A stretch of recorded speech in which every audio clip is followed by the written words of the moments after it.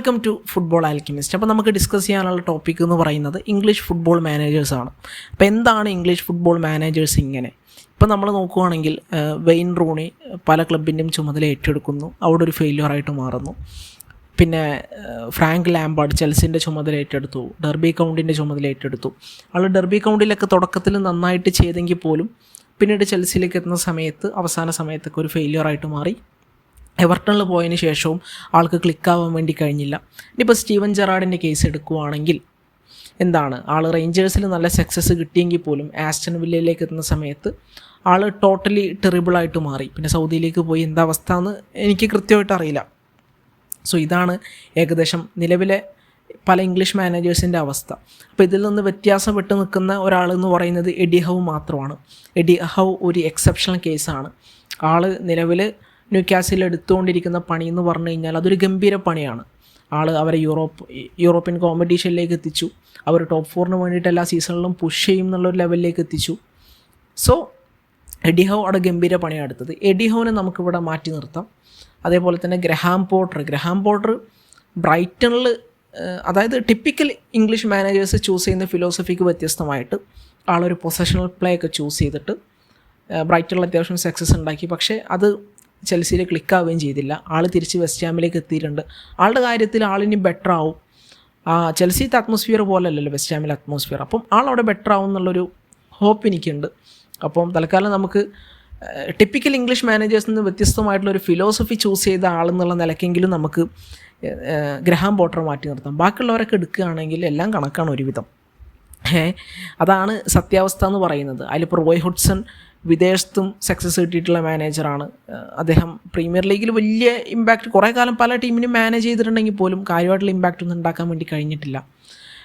അതുപോലെ തന്നെ scene ഡേഷനാണെങ്കിലും Sam അലോഡിയാണെങ്കിലും ഇപ്പോൾ സ്റ്റീവ് കൂപ്പർ ആണെങ്കിലും ഇവർക്ക് ആർക്കും വലിയ റിസൾട്ട് ഉണ്ടാക്കാനോ അല്ലെങ്കിൽ ഒന്നും ഉണ്ടാക്കാൻ സത്യം പറഞ്ഞാൽ ഇവർക്കൊന്നും പറ്റിയിട്ടില്ല. ശരിക്കും 60s, 70s, 80s English football മാനേജേഴ്സാണ് ഈ ഗെയിമിനെ ഡിഫൈൻ ചെയ്തിട്ടുണ്ടായിരുന്നത്. അപ്പോൾ ഞാൻ പേര് പറയേണ്ട ആവശ്യമില്ലല്ലോ. ബോബ് പേസ്ലി അടക്കമുള്ള ഒരുപാട് ഗ്രേറ്റ് മാനേജേഴ്സാണ്, ഇംഗ്ലീഷ് മാനേജേഴ്സാണ് ഗെയിമിനെ ലീഡ് ചെയ്തിട്ടുണ്ടായിരുന്നത്. അവർ നിരന്തരം യൂറോപ്യൻ ട്രോഫീസ് അടിച്ചിട്ടുണ്ടായിരുന്നു. അപ്പം അങ്ങനെയൊക്കെയാണ് ഉണ്ടായിരുന്നത്. 1984 അവസാനമായിട്ട് ഇംഗ്ലീഷ് മാനേജേഴ്സ് യൂറോപ്യൻ ട്രോഫി കാര്യങ്ങളൊക്കെ അടിക്കുന്നത്. 1966 ഇംഗ്ലണ്ട് വേൾഡ് കപ്പ് അടിക്കുന്ന സമയത്തും ഒരു ഇംഗ്ലീഷ് മാനേജറാണ് അവിടെ ടീമിൻ്റെ കോച്ചായിട്ടുണ്ടായിരുന്നത്. സോ അങ്ങനെയാണ്. അപ്പം പണ്ട് കാലത്ത് ഇംഗ്ലീഷ് ഫുട്ബോൾ മാനേജർമാർക്ക് ഈ ലോക ഫുട്ബോൾ കാര്യമായിട്ടുള്ള സ്വാധീനം ഉണ്ടായിരുന്നു.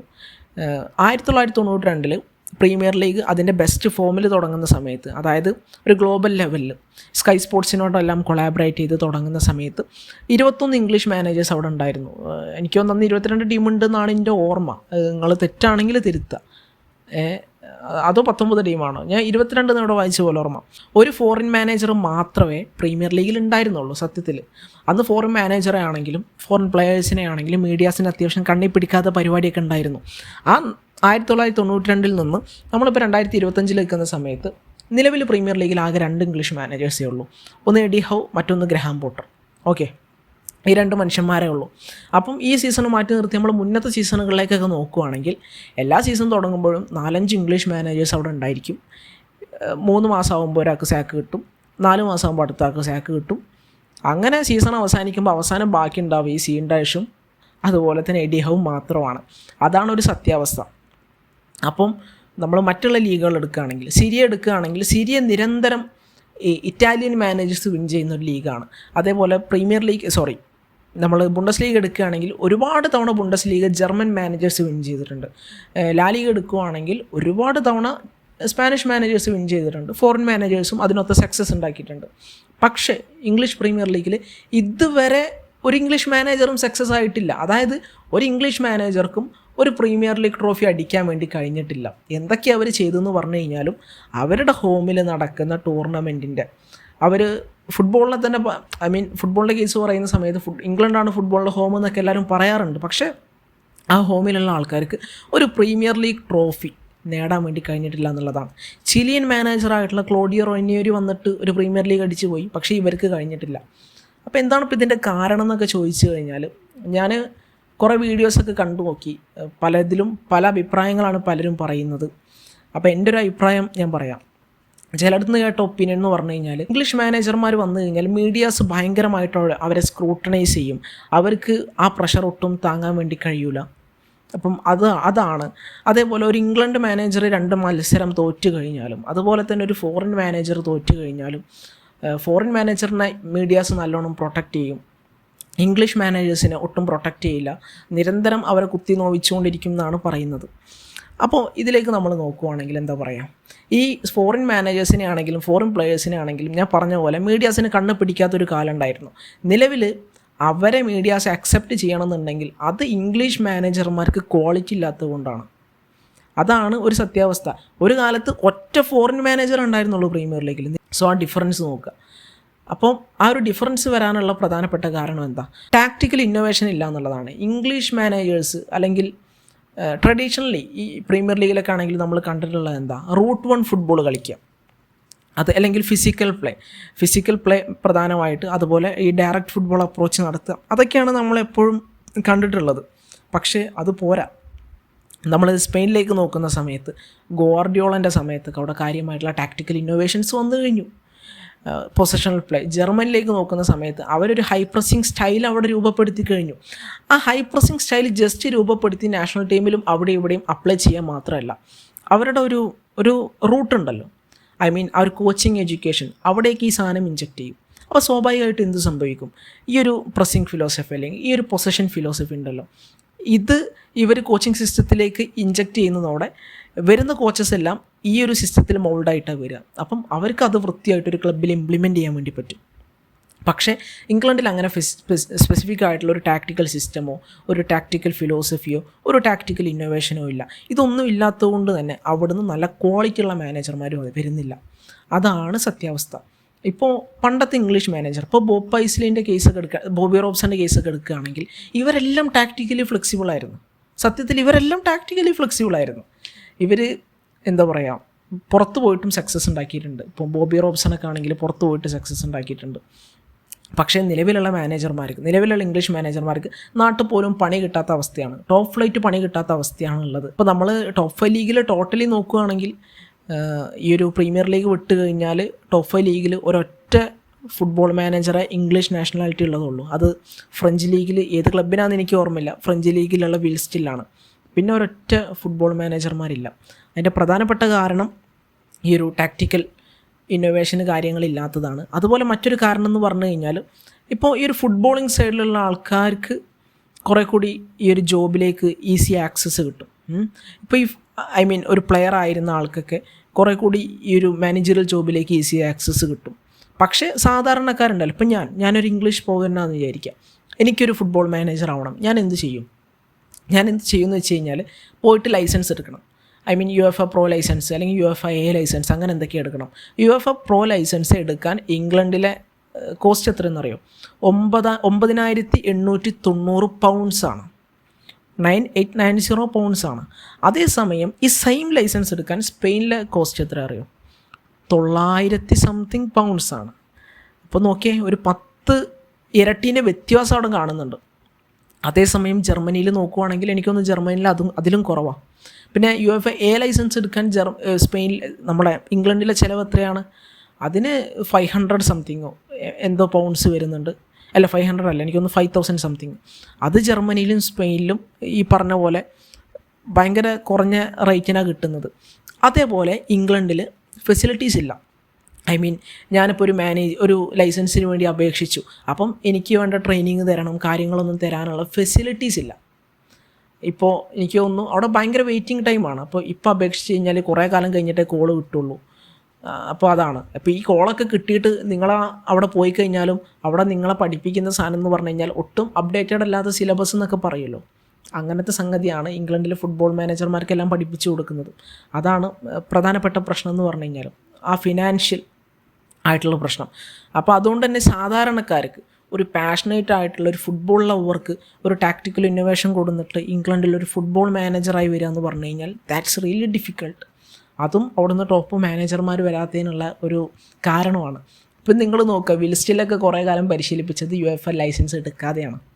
ലൈസൻസ് ഇല്ലാതെ റന്നസിൻ്റെ മാനേജറാണോ എന്ന് എനിക്ക് സംശയമുണ്ട്, ഏത് ക്ലബിൻ്റെ മാനേജർ ആയിക്കോട്ടെ. അപ്പോൾ മൂപ്പർക്ക് ലൈസൻസ് ഇല്ലാത്തത് കാരണം ഇപ്പോൾ പെട്ടെന്ന് പോയിട്ട് ലൈസൻസ് എടുക്കാൻ പറ്റൂല ഇംഗ്ലണ്ടിൽ, ഭയങ്കര വെയിറ്റിംഗ് ടൈമാണ്. ഓക്കെ, അപ്പം എന്താ പറയുക, ആൾ ലൈസൻസ് കിട്ടുന്നവരെ ഇങ്ങനെ ഓരോ മാച്ചിനും ഇത്ര യൂറോസ് പിഴ അടച്ചിട്ടാണ് ആ ഫ്രഞ്ച് ക്ലബ്ബ് വിൽ സ്റ്റിലിനെ ജോബിൽ ഇങ്ങനെ നിലനിർത്തിക്കൊണ്ടേയിട്ടുണ്ടായിരുന്നത്. സോ ക്വാളിറ്റിയുള്ള ഇംഗ്ലീഷ് മാനേജർമാർക്ക് എപ്പോഴും ഓപ്പർച്യൂണിറ്റി ഉണ്ട് സത്യത്തിൽ.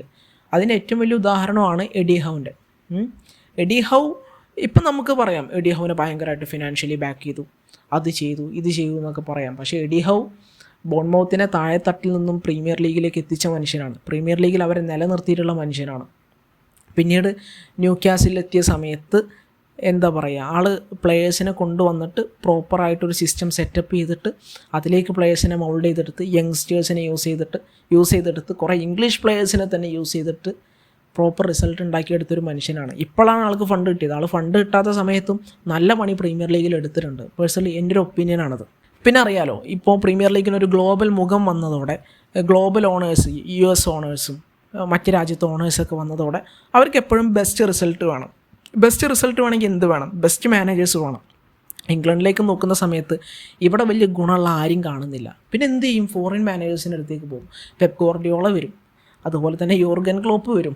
നിങ്ങളൊന്ന് ചിന്തിച്ച്, ആൻ്റോണി ഇറോള എന്ന് പറയുന്ന മനുഷ്യൻ സ്പെയിനിൽ നിന്ന് ഇംഗ്ലണ്ടിൽ വന്നിട്ട് ഇവിടെ AFC ബോൺമൗത്തിനെ പരിശീലിപ്പിച്ചിട്ട് ബോൺമൗത്ത് ഇപ്പോൾ ടോപ്പ് 6 കണ്ടൻറ്റ് ചെയ്യുകയാണ്. AFC ബോൺമൗത്ത് ഇപ്പോൾ ആരും പേടിക്കുന്നൊരു സൈഡാണ്. ആൻ്റോണി ഇറോള ഇംഗ്ലണ്ടുകാരനാണോ? സ്പാനിഷുകാരനാണ്. ആളിവിടെ വന്നു, പഠിച്ചു, അഡാപ്റ്റ് ചെയ്തു.